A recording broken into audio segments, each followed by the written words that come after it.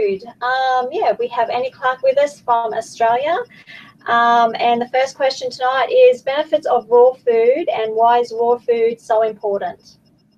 Wow. Raw food is important because it's alive, and we bring in something alive into our bodies. We're taking in the life force of that food. Raw food sustains us and regenerates us. So you can sit down and have a cooked meal and it will sustain you, but it won't regenerate you. It won't regenerate cells. So that saying, that whole concept caught my attention 20, 30 years ago, and I thought, wow, I've got to eat more live food. It's just so logical. So that's why I eat raw foods. Okay. And so what does a raw food fridge actually look like? Well, I've got lots of photographs. It would have kale leaves in there. It would have lots of different greens. It would have fresh herbs. It would have fruit. It would have raw vegetables. It would have carrots, probably with the grass still attached to them, or the stalks. It had some condiments like coconut nectar and coconut cream and whole coconut nuts. That's what my raw food fridge looks like. Yeah. Nuts, raw nuts, jars of nuts and sesame seeds and sunflower seeds, because they're a great addition to being creative and making fruit and nut balls. Yeah. Okay, great. And so can people be creative with raw food? Oh, absolutely. I remember when I was first starting out and creating my recipes, I liked ice cream, so I created fruit whips made out of sapote fruit, and you would get the pulp of the sapote, which is like a chocolate pudding fruit. It's really high in vitamin C. And I would scrape out the flesh of the sapote fruit, and I'd freeze that, and then I'd slice up our homegrown bananas and freeze them. And then I would get things like, coconut nectar, and I'd blend all these ingredients up, and I'd make this amazing cacao-y looking or chocolate ice cream, but it didn't have cacao in it. It just had the sapote fruit and the banana. And I'd sprinkle pumpkin seeds and sesame seeds on top, and that was my snack. That was just, divine. And I took great delight in celebrating that I'd grown a lot of those ingredients, so made it even more richer. Yeah, yeah. And you get a sense of like achievement too. Oh, I think so. I think the creativity is, some of the things that I first started making were fruit and nut balls. So I'd get dates and almonds, and I'd soak the almonds, and I'd get coconut pulp, blend all that up in a food processor, and then roll them into little balls. And they were just like, it worked really hard. I mean, a lot of my raw food background goes back to living in the tropics. So we worked really hard outside, and you got really hot. So you wanted something to eat, but you didn't want something that was going to drain you in the process. So the protein balls, with these high nut and fruit balls, were just perfect. They sustained you, and I made them interesting. And I used to have them on my stall at Kuranda Market, so people love them. People would come from everywhere. Very good. I don't know whether I was the first person to make these sort of balls and market them, you know what I mean, but I certainly was the first one up there in North Queensland. There was, like pioneering, because a lot of people the thought of raw foods just wasn't, what's that about, raw foods, because their interpretation of raw foods was more raw meat or some of their more traditional foods. So the thought of having them raw just didn't appeal to people. But I was pioneering the fact that I'm not talking about animal products. I'm talking about having really garden fresh salads and rocket lettuce and lots of greens and maybe sun-dried tomatoes, and just making that salad alive and vital. Yeah. Wonderful. Is it necessary to adopt a whole raw food diet to increase longevity? It's a great question. Can you have longevity without raw foods? Is probably another one of saying it. You can live a long life. But there are people like the Hunses, for example. They ate a lot of raw food, raw apricots and almonds. They also worked very hard, which is really interesting. So I think there's a correlation between, or a parallel between having raw food and also working physically, being physical. And that is where the key is, in my opinion, of having longevity and loving what you do. So being on purpose and feeling good about who you are as a human being and your contribution. So I think live food helps you to go through a bit of a shift spiritually as well, where you start to become more aware. It raises the vibration. Yeah. So when you're in a higher vibration, I'm not saying you're better than anyone. It's not like that. No. It's just you're more aware and you're more sensitive. You become more in tune to other people and their needs, and perhaps to what is destructive around you. So you want less of the destructive and more of the creative and what is better for you. So for me, it's a few things that make up the ingredients for longevity. Stress is the one thing that will pile that down, will affect you so much, will put you back right down in the bottom of the food chain, so to speak. If you haven't got that under control, if you haven't got your perceptions under control, the way you perceive what's going on around you. Yeah.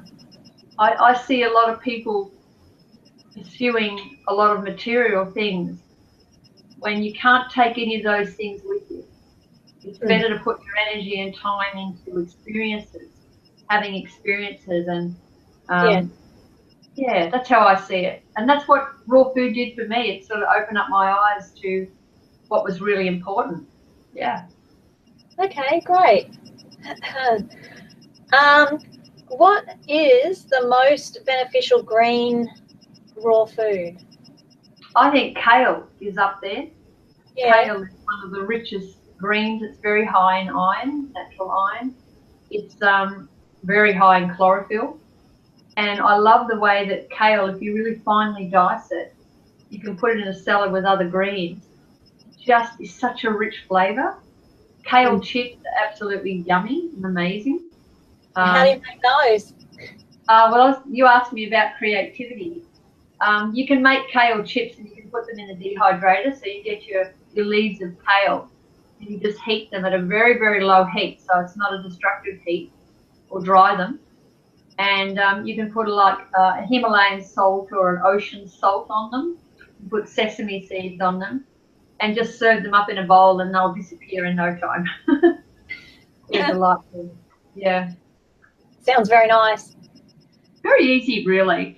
I guess some of the food dehydrating is a whole new ball game for a lot of people, but I've made these crackers out of flaxseed and really finely chopped kale. So I've combined them together and then rolled them out and then cut them into shapes and then put them on the tray in the food dehydrator, and ended up with another kind of a cracker that's perfect. You know, it doesn't have to be cooked, it's just perfect. And then I use them in my dips. So I'll make a dip out of cashews and capsicum and garlic and herbs from the garden, and blend all that together and serve that up with the kale chips. Oh, magnificent. Just magnificent. Yeah, that's great. Before you were showing me a probiotic drink that you have actually made. Yes. What is actually in that? Oh, you've drunk it all. While I was waiting with our little slight technical hiccup, what I actually put in that, Daryl, my partner, he's the probiotic man. He makes the drink, and he uses real ginger and the essential oil ginger, and he uses like a culture, and that creates, it's all no animal product or anything like that. He does use sugar in it, but of course the sugar is just eaten away, so there's none left by the time you actually have your drink. He puts dried apricots and dates and prunes in it, and he incubates this in water in the warmest part of the house for about, well, it took 4 days for this one to come out, and then he bottles it up and it tastes like ginger beer, but it's a lot better for you. kind of, I think it might have a slight alcohol content sometimes, because if I have it on an empty stomach, I feel a little bit like, a bit loopy. So, yeah, I know. It's wonderful, though. It's a wonderful drink, non-toxic, and calms the digestive system beautifully. Yeah, especially with all that ginger in it. Yeah. There's a name for, you know what, it's gone out of my head. There's a name for the little cultures or the little starters that start this probiotic drink up. And initially, Daryl had to get it. I think he got it from overseas, the actual little pearls that started the whole drink. And they stay in the fridge. So once you've made a batch, you strain out your little cultures, put them in a bag or a container or a glass jar in the fridge until you make up your next drink. So, okay. Wonderful. So how long, well, I suppose it depends on how good the drink is as to how long it's going to last, really, isn't it? He makes about 4 litres of the drink. Yeah. And we use it as a drink sometimes before a meal. So our evening meals are always very light. We have good breakfasts, good lunches, but our evening meal is the lightest meal of the day. And it's just very kind to the digestion. It means you have more energy. And yeah, we're ready to wind down. Like, I'm ready to wind down now. But people make a mistake of having that larger meal at night. And that makes you more tired and slows down your productivity. Also pushes down your vibration. Again, it's another thing that just stops you from thinking. Yeah, because your body's working hard during the night to actually digest that meal. Yeah, I always imagine the body is like a factory, and when you're eating anything, you're inviting the food to come into your factory, and then you've got all these employees inside your factory. And if you're eating food that is after certain hours, so if I sat down to dinner now, let's say it's 7:30 or nearly 8 o'clock, all of my factory workers want to knock off. They don't want to be working all through the night. So I'm very conscious of that. So I make sure that if I am having my evening meal, it's before 6 o'clock or around 6, and it's light. It could be a soup with sprouts in it. It could be a wrap, something like that, or a salad. It's never too heavy, that's for sure. Yeah. Never let me down eating that way. It really hasn't. So I recommend it very much. It's interesting that you should say that, because that's exactly what I've heard is the correct way to eat too, is you have your light meal of a night and you have your big meal in the morning as your breakfast. Yes, yeah. And you asked about creativity before, Leslie. You can be very creative.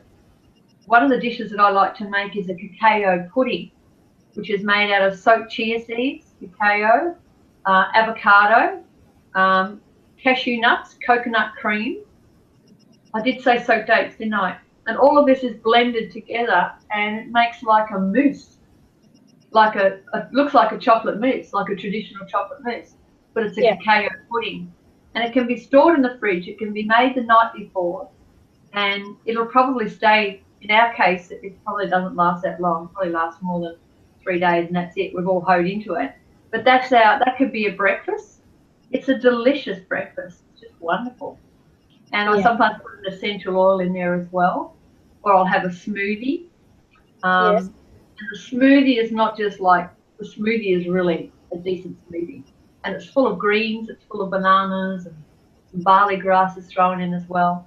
And it just sustains you. It really does. Yeah, that's great. Earlier on, we were actually talking about essential oils being put into raw food. Yeah, would you like to expand on that? I'm having a lot of fun with that, Leslie. I make a cashew cream pie, and I use 10 drops of the essential oil lime. And so I use the juice of half a lime, because we're growing limes on the property, Tahitian limes they're called. And I'm using the essential oil cinnamon bark, lemon, lime, sometimes grapefruit, and I use that's in the sweets, and another blend called wild orange. And it just pops, the flavour is just delightful. And everyone loves them, And also I'm getting a little bit of natural vitamin C in my desserts by doing that. And then in the salads I'm using, I make this homemade pizza, and it's made with, I use basil on the base, so I've got the cacao chips happening. Yeah. Or it's like a waffle bread that I make. It's a one thing cook that I do, which is a waffle bread, which is made with rice, and it is made with gluten-free self-raising flour, and it's made with fresh herbs from the garden, and a little bit of olive oil or coconut oil, and that makes like a base. And then on top of that, I put whatever flavorings or, you know, treats that I want, vegetables, and then I use a drizzle of this dressing I make, which is out of basil, coriander, and thyme, and olive oil. And I only use a tiny little bit. And it's just, once again, because it's concentrated, and the oils that I use they're very, very potent. And I love that they're indigenously sourced. That means that they're taken from the best climatic regions around the world, so that I can use them in my food. So it's beautiful. Yeah. So you're getting the purest oils that you can find, basically. Oh, there's some good oil companies around.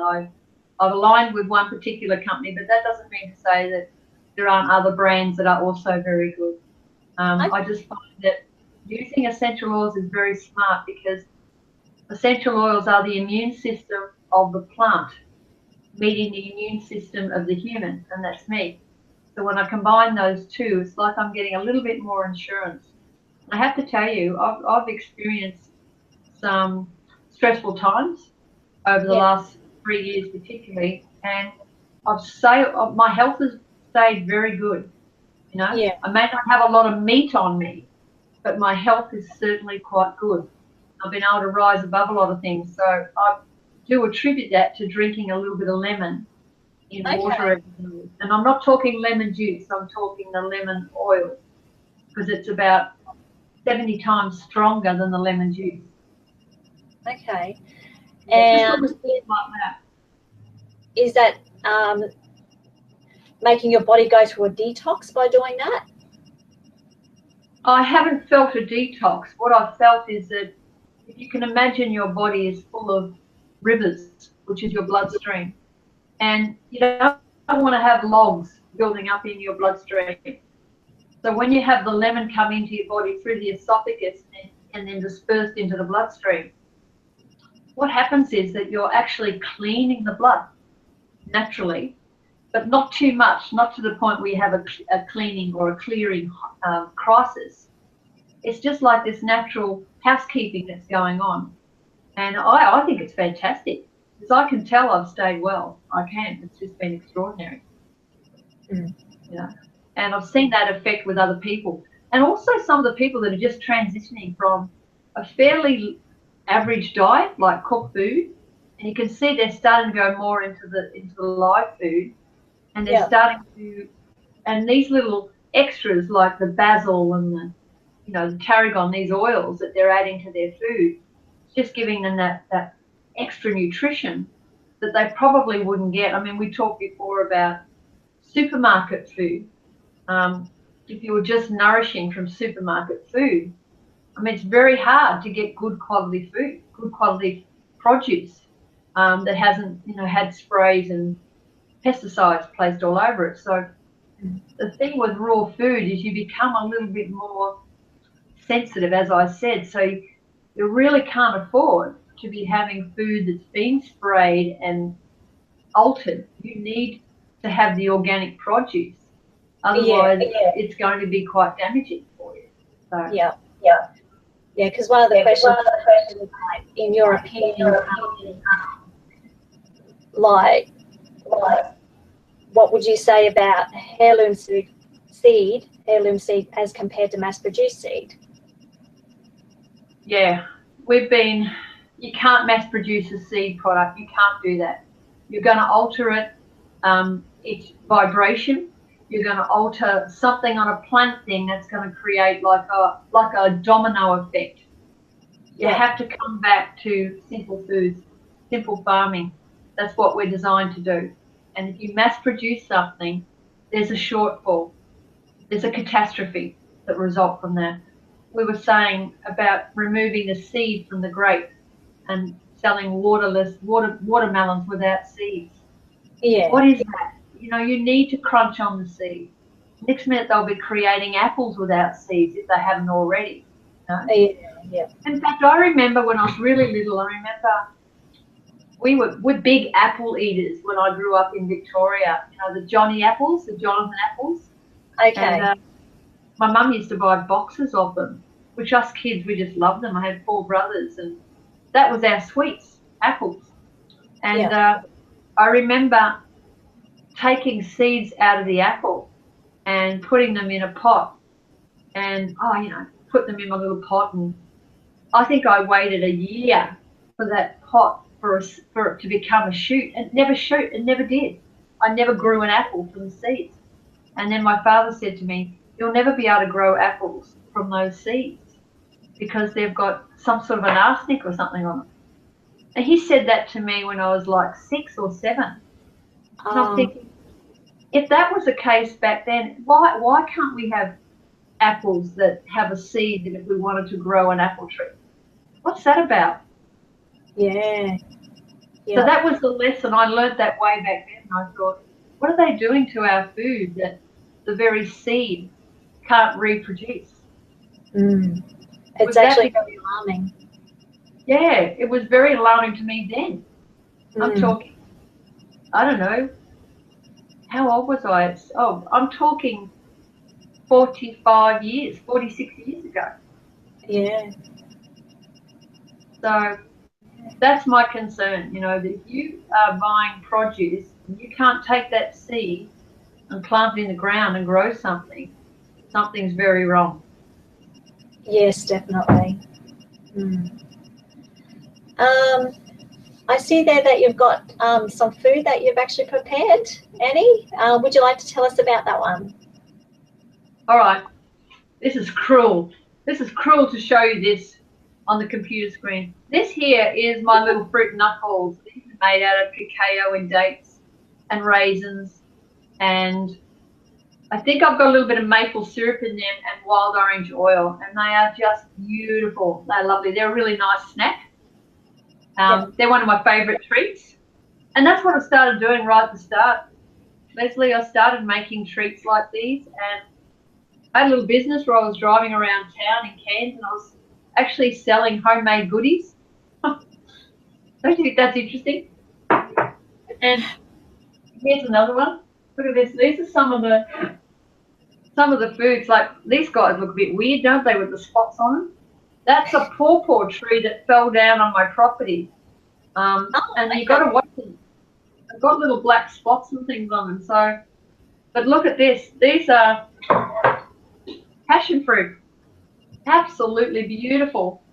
We use a lot of passion fruit. So one of the plants that I recommend people get is, you know, grow passion fruit vines all over your property. There's nothing more delightful. And the king food, avocado. If I was to cut that avocado in half, what would it look like, Leslie? It should have a seed in the middle and it should be green. Yeah, it looks like a womb. It looks like a mother's womb when you cut it in half. Okay. And ironically, avocados are a really good reproduction food. They are very high in essential fatty acids.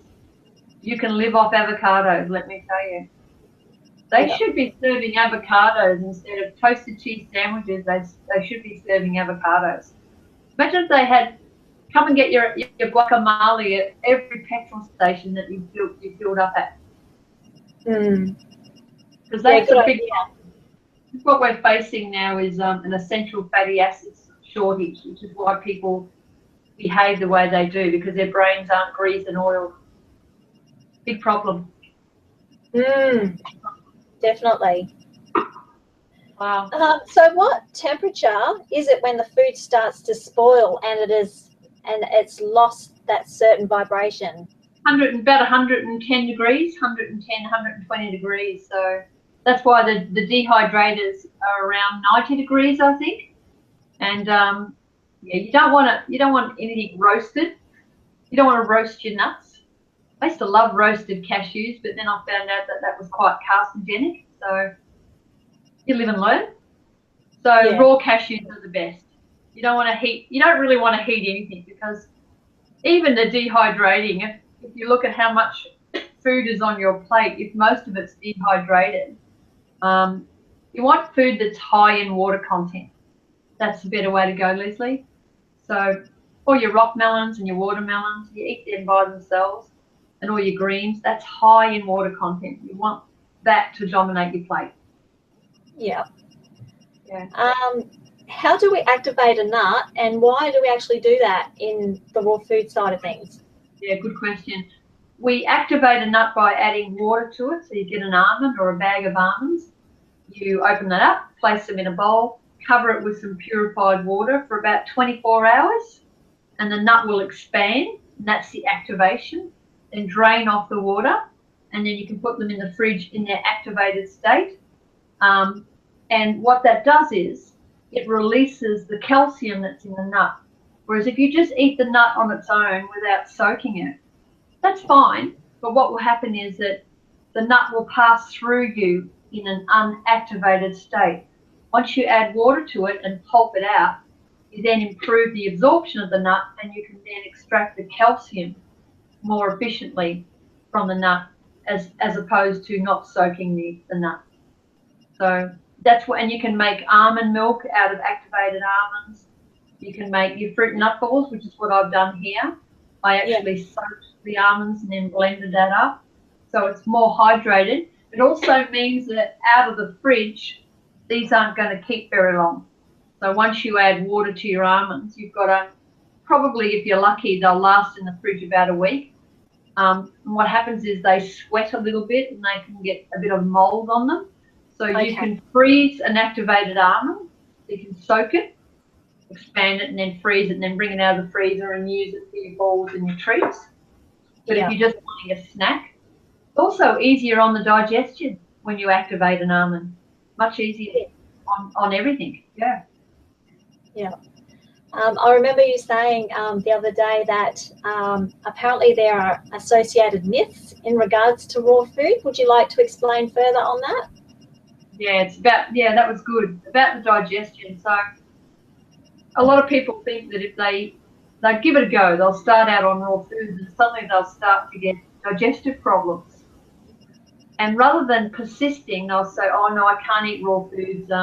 It affects my digestive system. I bloat or I get extra wind. And I always say to them, well, a lot of the reasons why that's happening is that there's an adjustment phase that's going on in your body. Your body has become used to cooked food, and that's kind of a compromise. That when suddenly you start adding more live food to your diet, there will be wind, there will be more bowel activity for sure, and possibly even a little bit of bloat before you get a nice flat stomach again, because there's an adjustment period. So it's unlikely that just because you're eating raw food, you're going to have digestive issues. It's just hang in there, just alternate it. So always make sure there's something alive on your plate. If you must have cooked food, then always combine a bit of a salad with that. If you have a cooked meal at night, if it's a light cooked meal, that's fine. All during the day, you could be eating your live food, and that will help you to deal with the cooked meal that you have at night. Okay. Do you need to have less water because of eating raw food? No, I remember a lovely friend of mine. He founded a fruitarian magazine. He was a wonderful man. He passed away a few years ago, and he diminished the amount of water that he was drinking because he said, I get all the water that I need from my food, because he was on a high water content diet, so a high water foods like the rock melons and the watermelons. But I used to say to him, no, Renee, I really think you should be drinking more water than you are, because your brain requires pure water. You're not meant to just, suck off fruits. It's a good idea. Cup your hand, drink from a stream, but make sure you have hydration through water as well. So that's another myth. That's another myth. Because you could actually give yourself some brain damage if you're not hydrating properly. Yeah. Do you have a recipe that you would like to share with everyone tonight? Yeah, I've got a couple. I think the one that you and I were talking about, this is a real special one. This is the passion lime pie. Shall I read out the ingredients for you? Yeah, that'll be great. Thank you. right, so the base is about 250 grams of soaked almonds.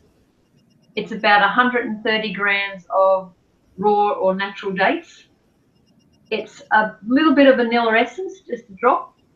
It's some passion fruit pulp juice, about a teaspoon, and about 2 teaspoons of that. And you blend all that together, and that makes like a crumbly base, and you press that into a square dish. Okay. And then your filling, you ready for the filling? Yep. Filling is about 280 grams of soaked cashews, and I use organic ones. It's 1 tin of coconut cream, and I use organic coconut cream. It's a tablespoon or 1 teaspoon, I beg your pardon, of vanilla essence, and about 3 dessert spoons of maple syrup. You can use honey, but if you want it to be a vegan version, then maple syrup is fine. It's about 1 teaspoon of that coconut flower nectar, which is a magnificent ingredient, and about 5 dessert spoons of passion fruit pulp. So it's about, in my house, it would be about 4 decent passion fruits, size passion fruits. Okay. 2 dessert spoons of fresh lime juice, which is about just over 1/4 cup of lime juice. And I've got here about 10 drops of the essential oil lime. Okay. And if you want to, you can add some soaked chia seeds to that. So you've soaked the chia seeds, about 2 dessert spoons of those in a little bit of water so that it's like a gel.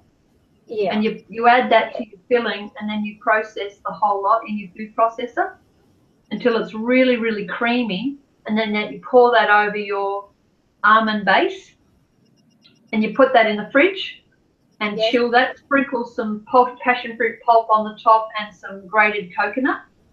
Okay. And serve that up, and it is just divine. Yeah, it sounds delicious. I'm getting hungry. And if you come to my place, there's always a bowl of cashews soaking on the bench. There's always a work in process. Because I use that as a breakfast sometimes. I eat the cashew cream pie as a brekkie. Okay. Nice. Very good.